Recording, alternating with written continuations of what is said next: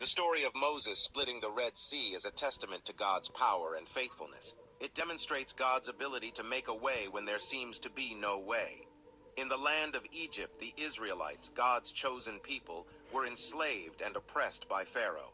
But God had a plan to deliver them from their bondage and lead them to the promised land. God chose a man named Moses to be their leader. Moses had a deep faith in God and trusted in his power and promises. With God's guidance, Moses confronted Pharaoh, demanding the release of the Israelites. But Pharaoh's heart remained hardened, and he refused to let them go. God sent a series of plagues upon Egypt to demonstrate his power and persuade Pharaoh to release the Israelites. These plagues included turning the Nile River into blood, sending swarms of frogs and flies, and even bringing darkness upon the land. But Pharaoh still did not yield. Finally, God spoke to Moses and told him of the final plague, the death of the firstborn in every household. However, God provided a way of salvation for the Israelites. He instructed them to sacrifice a lamb and mark their doorposts with its blood. When the angel of death passed through the land, it would pass over the houses marked with the blood of the lamb, sparing their firstborn. Pharaoh's heart was broken, and he finally allowed the Israelites to leave.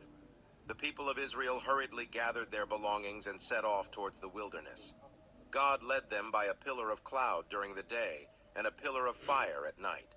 But soon after their departure, Pharaoh had a change of heart. He regretted his decision and decided to pursue the Israelites with his army. As the Egyptian army closed in on the Israelites, panic and fear gripped the people. But Moses, filled with faith, trusted in God's plan. God instructed Moses to stretch out his hand over the Red Sea. As Moses obeyed, an incredible miracle unfolded before their eyes. The waters of the Red Sea parted, creating a dry path through the midst of the sea. With the sea standing like walls on both sides, the Israelites crossed over on dry ground.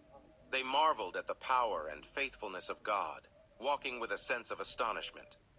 As the last of the Israelites safely reached the other side, Moses stretched out his hand again, and the waters of the Red Sea rushed back, drowning the pursuing Egyptian army.